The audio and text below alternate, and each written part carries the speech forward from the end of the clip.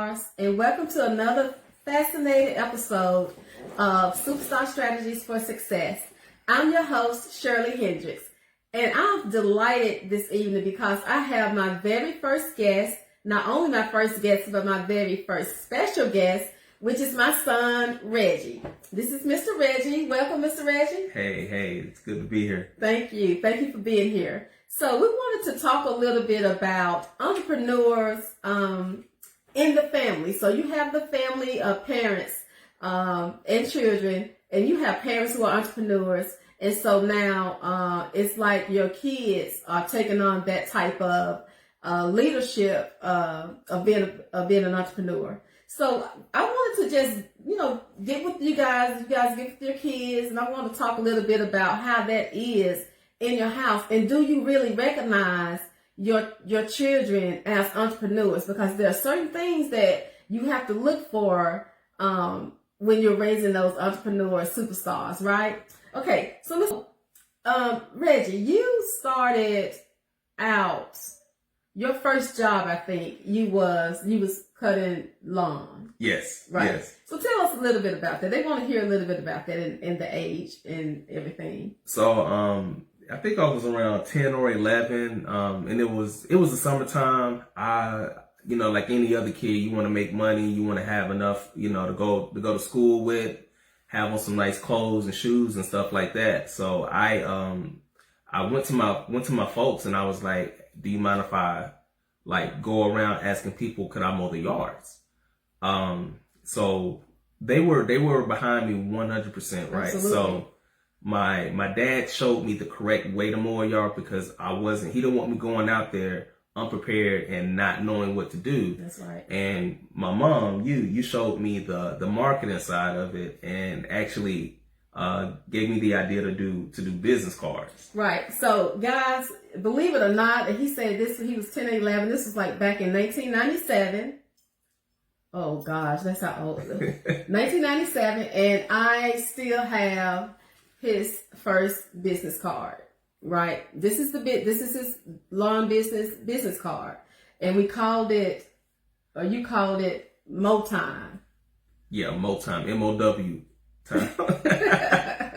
So yes, and I've always been that type of person. And his dad, we're not going to let you go out there and not know what you need to do on a professional level. So if you want to be professional and you want to go out there and make extra money, which he didn't have to do that, but they want things that we're not going to just voluntarily buy for you just because you want $100 pair of Nikes, right? I don't do that. I still don't do that. Okay. So, but yeah, if he was ready to do that, we will let you fly with it. And you got a few calls? Yeah, I got a few calls. A lot of the times I would go door to door. The best time was to catch them when the yard was already, not mowed. Mm-hmm. And so, I would kind of catch them in a moment of desperation, like, yeah, go ahead and knock it out. So I would do that around the block, and I would make enough money for school.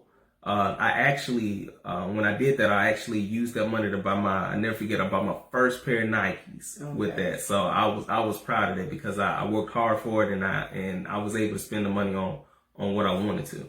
Right. And this is another thing that we really talk to our children about. Nothing is going to be given to you. I mean, you can't have everything you want. Some of this stuff you're going to have to work for. Some of it is, we already had an idea as to how we wanted their future to be, going to college, being able to help pay for college, all of that. So the nonsense that, some of the kids that they was wanting, we weren't there for it, right? So we were making sure that, that they had the essential of things that they needed. And with him wanting to work and do that at an early age, I could not stop that because I chopped cotton at an early age during the summer. And I was, a little older than him, but I was still too young to do that. But I wanted to make that extra money for school as well. So, and that, I just put that together. I mean, that's one of the same stories that I come from, and it, trickled down to him. So we're very proud of that. Okay, so now let's talk a little bit about what I really want to just try to get a concept of, you did that lawn business for a minute, but then you did other things after that. Yes. Okay. In college, pressure washing. Pressure washing was it was an unserved thing that needed to be done. There was a need for it. Right. I had got contracts with housing communities, with businesses around Tupelo. Some of them spread to like Houston, Mississippi, and Starkville and those areas. So I used that for extra college money as well. So like getting your hands dirty and doing pressure washing door to door, that helped out a lot too. So do you want to talk about my other businesses? You know what? Because I forgot about the pressure washer in a sense, and I'm not sure how you got started on that because neither your dad or myself know anything about pressure washing. My uncle Mike, may he rest in peace. He would come down and visit us and everything, and he was just saying he told me that he had a pressure washing business, and he would just clean it at night, and I asked him how did he start on that? How did he do it? And he got like I think he said, man, just start off with like a $200 pressure washing machine. Mm-hmm. And I did that, and again went door to door to businesses.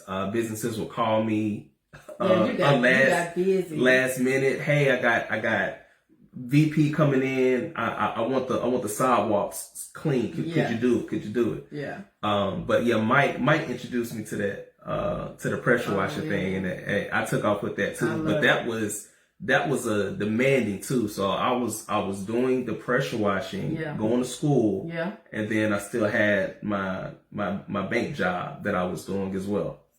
Okay, so now people think that I worked all over the place, right? No, now I'm listening to him. He's had probably more jobs than I have. But that's the thing about it. You when you in that feeling of you want to make this money and you want to be as creative as you can be. I mean, he went outside of, and I don't think he had to really do all of that, but he did because he was preparing himself for his future. And I see what that is now. I see what it looks like. So sometimes parents, we may not know what that hunger is in our children, but there is something. So help with that. Help make them become what it is that they're trying to become. And kudos to, he mentions his Uncle Mike, my brother, who I love and miss dearly.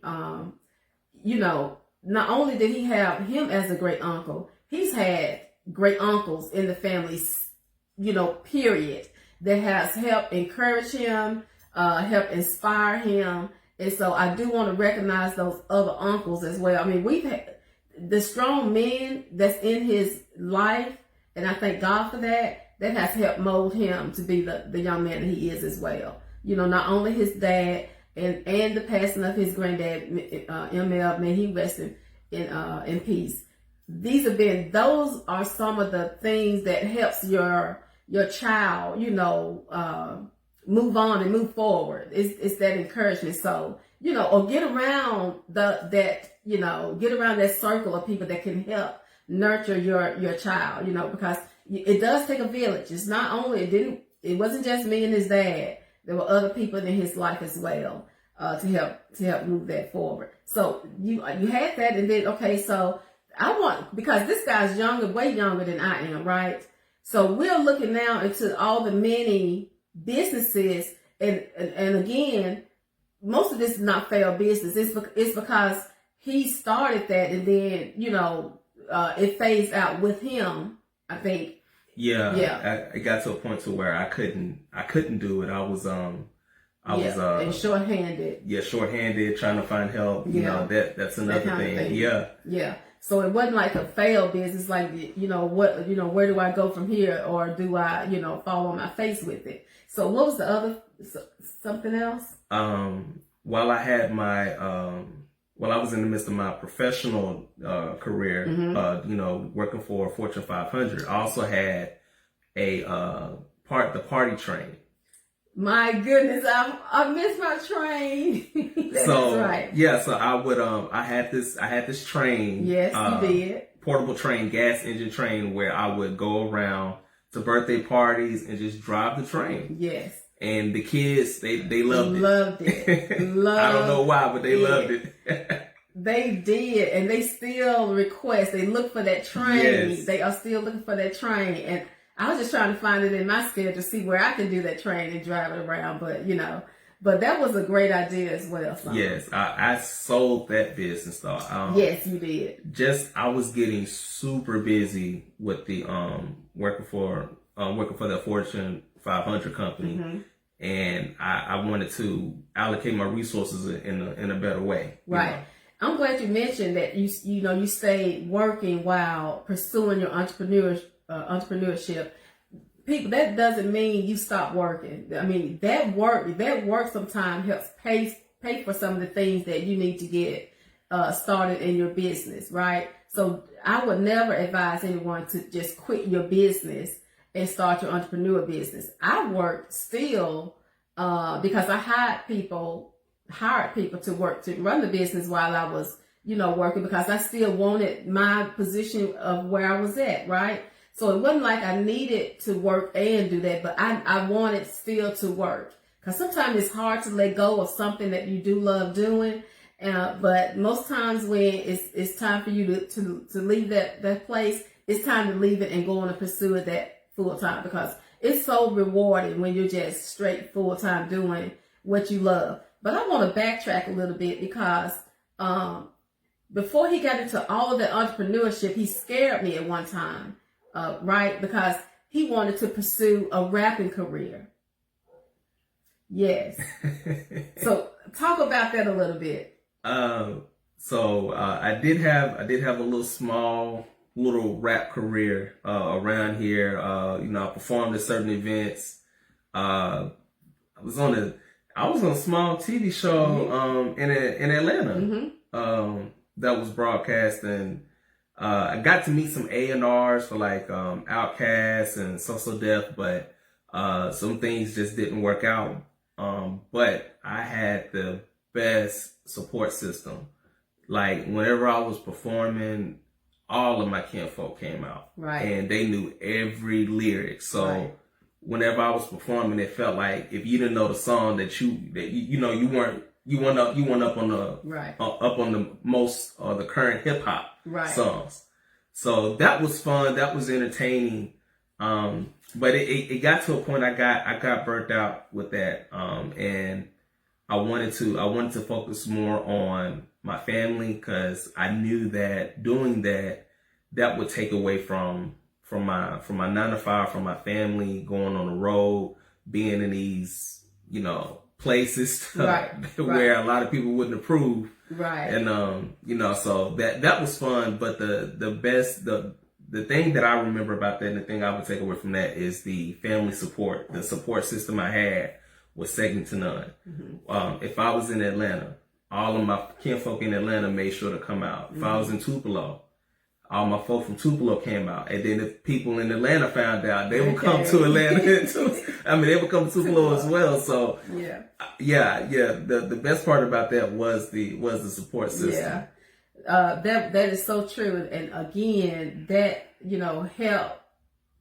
That just is something really good about that. It's something special about, your folks coming out to support your child. And I really greatly, wholeheartedly appreciate that. I mean, they even wanted custom made security t-shirts made, because they wanted to feel like they part of his entourage. They wanted to feel. So I had to print custom made, security shirts. So that was really fun. But the thing about that is that too, we didn't mind investing in what our children, our son, have a daughter.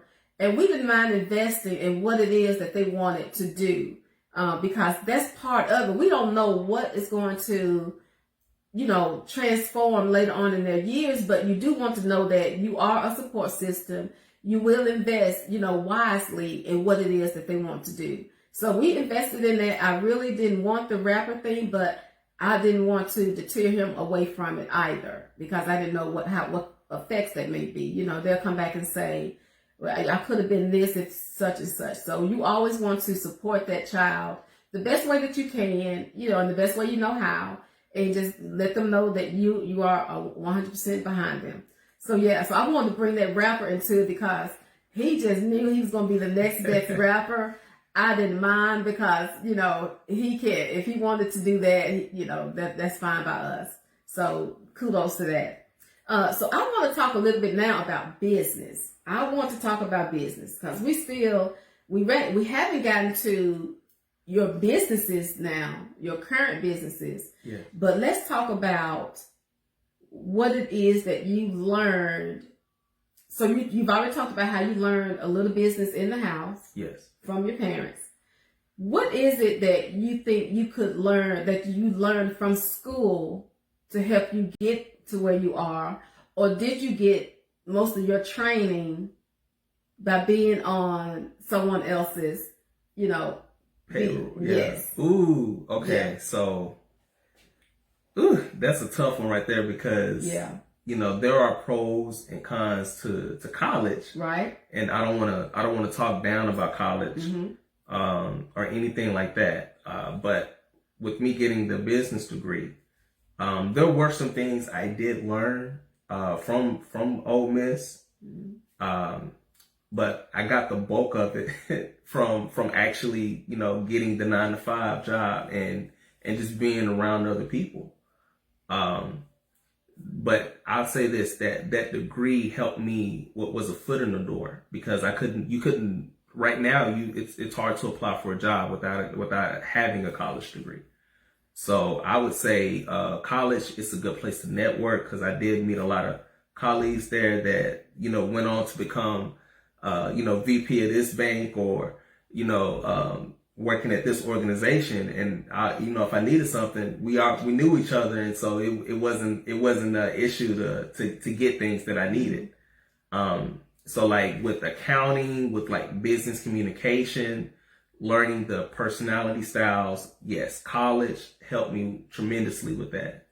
Now the go get it, the leadership, the taking the initiative and actually trying to blossom and grow sales, you either learn that, you either have it in you, or you learn that from the organization. Okay. So I'll say 60%. I say I learned from the organization, and the 40% was college. Okay. Okay. So so college did play a minor part in entrepreneurship. Yes. Yeah. Okay. So again, working for other companies, you can definitely learn a lot. If you're in that leadership type role, you can definitely learn, you know, some takeaways and use it for your business along the line. Because I learned a lot from, of course, I didn't get my bachelor's. You have a bachelor's. Yes. So, of course, I didn't get my bachelor's. I have associates. So, and it took me a while to get that, right? But I did not, I didn't think that did anything for me in school. So and I'm a hands-on type of person. So I learned a lot from businesses that I worked and ran, because I ran their business. So if I could run their business successfully like that, I knew I could run my business. And that's why I took a lot away from what I was doing. And when I tell people, when I, you know, inspire and encourage others about business, I'm giving you that creative side of running a business, because, you know, you do need that book 101 from school, you know, and you do have a play-by-play book at your business, but you just don't know it probably because you're not looking into that. So, you know, really look into that and make sure that you can learn all that you can learn from a company. And when you get ready to move on for your business, you can turn that around and make that your business easiest like that. And so I like to pour into other people. I've always done it.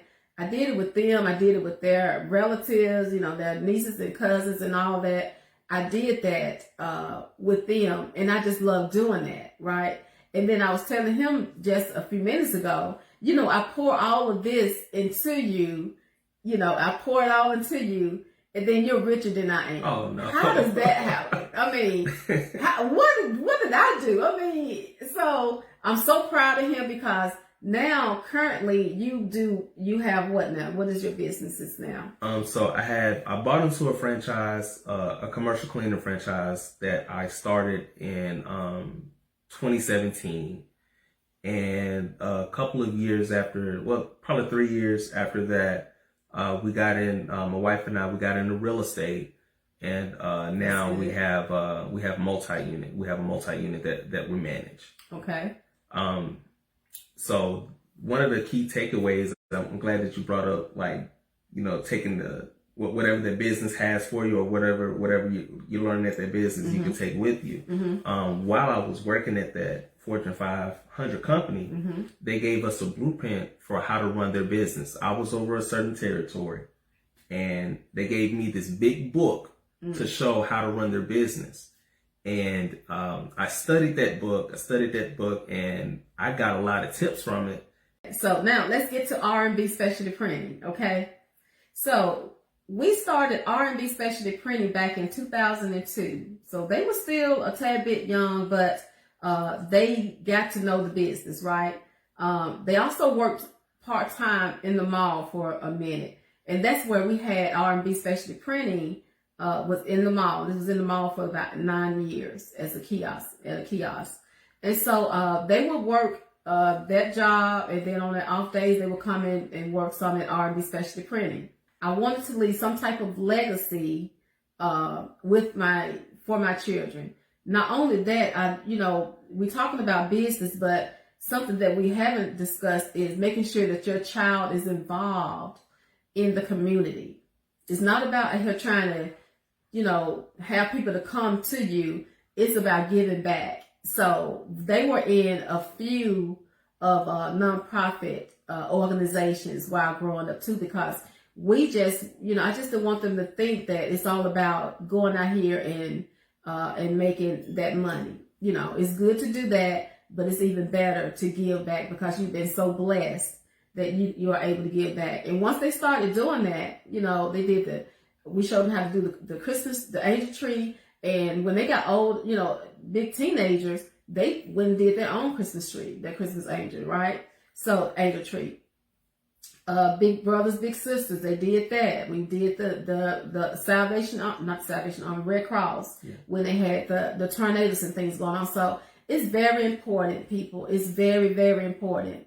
Now he's the chairperson of the nonprofit Project Clean Teas. So it's very important that your child, they need to start at an early age, getting involved with the community, doing some type of service, because it pays off. And not only that, when they get ready for college, is now you can track those hours and you can apply them to your college application. So that's just a little free nugget right there that I just wanted to throw out there to you. It's very important. I'm real big on community work, and that's just something that's in my heart. Okay, so let's get on to our last point, because I want to leave this with the parents now, because I hope they go back and let their children hear your story and the things that you did and what you went through, and maybe the parents will have a supporting part in their child, because these kids today, you guys, they are entrepreneurs. I mean, they are entrepreneurs. So if you see that in them, just please help bring that out of them.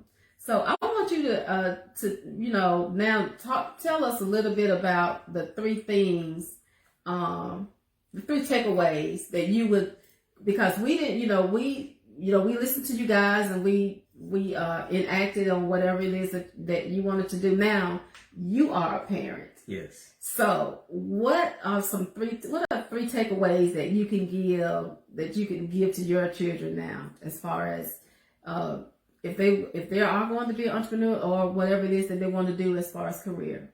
I would say one of the first things is don't stifle. Don't hold your children back. If they have an interest in something, whatever it may be, right? You want to make sure that you support them 100%. Give them the resources if they're serious about it. My oldest, he thinks he's gonna be the next LeBron James. So I'm on them like, hey, you serious about this? Did you practice today? Did you run your laps? Right. Did you practice your shooting? Stuff like that. And, just trying to find them a good coach as well, to train, or a good trainer. My second oldest, he wants to be all kind of things. So I'm supporting, both of them are in coding. And he also want to write a comic book, and he also want to be a doctor. Mm-hmm. And so I'm like, okay, here, whatever you want, so I always say, if they got that interest, whatever interest it is, support them in, and don't stifle them. Mm-hmm. You said 3, right? So, the second thing I would say, learn to be their coach. Mm-hmm. Cause even with any kind of business, whatever it is, there are going to be some ups, there are going to be some downs, and, you need to learn how to be coachable. Like, you were coachable. So if there was something that I did wrong, if I made a mistake, mm-hmm. You would show me how to correct the mistake, not dwell on it, right? But use that as an opportunity, absolutely, to be better, mm-hmm. right? Because I can't tell you the many mistakes I've made in businesses, and even now, I think I call on you if I mess up sometimes. I'm like, hey, you think I did this right? Or, right. So the third thing I would say is to teach them how to adapt, okay. Whatever it is. I can go back with my kids, my oldest being a basketball player. There are some things that have changed since I was his age, trying to play basketball. Okay. Teach them how to adapt. Like, hey, listen, you're gonna have to do this. If this opponent is guarding on this side, all right, you need to adapt and learn how to dribble on your right hand side, so you can take it to the hole that way. Right. With my second oldest, with coding, I'll say, hey man, what about if we change this code up to make it do an Easter egg on this type of program? And, I'm like, you're always going to have to adapt, like, right. Whatever business that you're in, you have to be knowledgeable of it, and notice and know that some kind of technology mm-hmm. is going to come from it, and you're going to have to learn how to change. And be ready to do that. Yes. And adapt, yes. Yeah, be ready to do that. And it's all about, too, is being creative. So you just going to have to, stay on it. Superstars, we got this. I mean, you just find that niche. Find what is missing. What is somebody not doing? But you not only have to do that. You can have a business that someone else have. Just find a creative way, a better way of, revitalizing that career, because you can do that. I feel that my business is a creative type business. Not everybody can do that in a day, like, what I can do, right? So, it's nothing wrong with having that same kind of business. Just find a creative way of running that business, okay? And just, pick up on some lessons, look at some podcasts, read some books, on what it is that you need. Find resources. You have people that people know. So don't be afraid or be hesitant to ask somebody, hey, do you know somebody who does this, or who may be able to, take me the right way of doing this? So don't be afraid to, ask for help. Yes. A lot of us are like that because we don't want to. I don't know what it is. I guess it makes asking for help can make you look weak, mm-hmm. or that's the perception right. that we have. And right. Man, I ask for help all the time. You'll miss out. You'll miss out. Yeah. You'll miss out, because there could be that person that you're having a conversation with, and it's in the back of my head, I may need to ask. Yes, mm-hmm. ask. Then just ask, because that's it's not going to be anything that's going to turn sideways. Trust me. A lot of people do want to help. I think this is all of our time that we have with you this evening. Thank you for tuning in to another episode of Superstar Strategies for Success podcast. I'm your host, Shirley Hendrix, and we're thanking our guest again, Mr. Reggie Hendrix. And we'll be signing off. Have a great evening, everybody. Bye.